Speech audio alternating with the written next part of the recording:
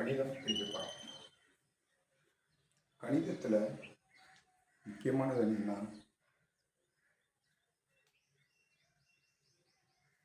Foundation. ஒரு வீடு கட்டும்போது எது முக்கியம்? ஃபவுண்டேஷன் முக்கியம்.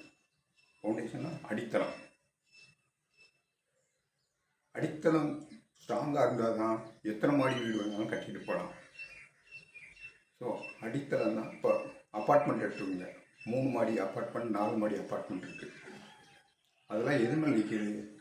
பூமியில் நம்ம போட்ட அடித்தளம் மாதிரி. அந்த அடித்தளமான ஸ்ட்ராங்கானது எதுனா 7th ஸ்டாண்டர்ட்.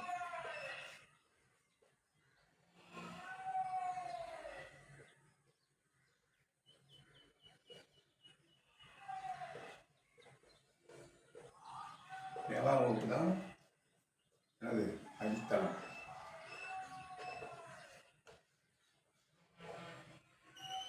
ஏழாம் வகுப்பில் உள்ள நான் சொன்னேன் என்ன சொன்ன மனப்பாடம் செய்யுங்கன்னு சொன்ன அந்த பகுதியை நீங்கள் தரவாக வச்சுக்கிட்டிங்கன்னா அதுதான் உங்களுக்கு லைஃப் லாங் யூஸ்ஃபுல்லாக இருக்கும்.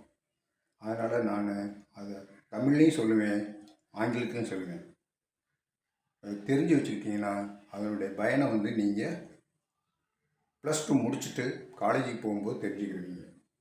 ஸோ 7ஆம் வகுப்பு தான் அடித்தளம். 8ஆம் வகுப்பு என்னது? 8ஆம் வகுப்பு வீடு. ஸோ 7, 8 தரவை வச்சுக்கிட்டாதான் நீங்கள் ஒரு வீடு கட்டின மாதிரி நினச்சிக்கலாம். அப்புறம் 9ஆம் வகுப்புலாம் 9ஆம் வகுப்பு 10ஆம் வகுப்பு உள்ளதெல்லாம் மாடி வீடு. மாடி வீடு கட்டுற மாதிரி. ஆக இது ரெண்டும் ரொம்ப இம்பார்ட்டன்ட். அதனால் நான் என்ன செய்ய போகிறேன், இப்போ உங்களுக்கு 7ஆவது வகுப்பும் 8ஆவது வகுப்பும் நன்றாக ஸ்ட்ராங்காக தெரிஞ்சுக்கிறதுக்காக இந்த சேனலில் நான் சொல்லித்தரேன். 9ஆம் வகுப்பு 10, 11 இது தெரிஞ்ச பிறகு இதில் மாஸ்டர் ஆகிட்டிங்கன்னா அப்புறம் மீதி படிக்கிறது ரொம்ப ஈஸியாக இருக்கும். சரியா? இப்போ என்ன செய்ய போகிறோம்னா இந்த அடித்தளமாகிய ஃபவுண்டேஷனை பற்றி படிக்க போகிறோம். இப்போ கணிதம்னு சொன்னோம்னா என்ன வரும்னா முதல்ல எண்கள் வரும். அதுக்கு நம்பர்ஸ் சொல்லுவாங்க. நம்பர்ஸ்னு இங்கிலீஷில் சொல்லுவாங்க. ரெண்டாவது அளவை. அளவை என்பது மெஷர்மெண்ட்ஸ்.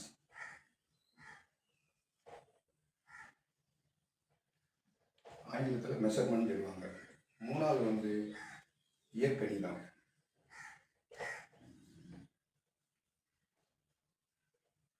இதுக்கு பேர் அல்ஜிப்ரா.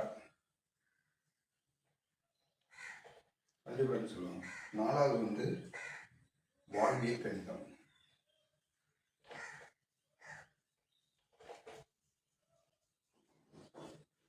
வாழ்வியல் கணிதம் லைஃப் மேக்ஸ்.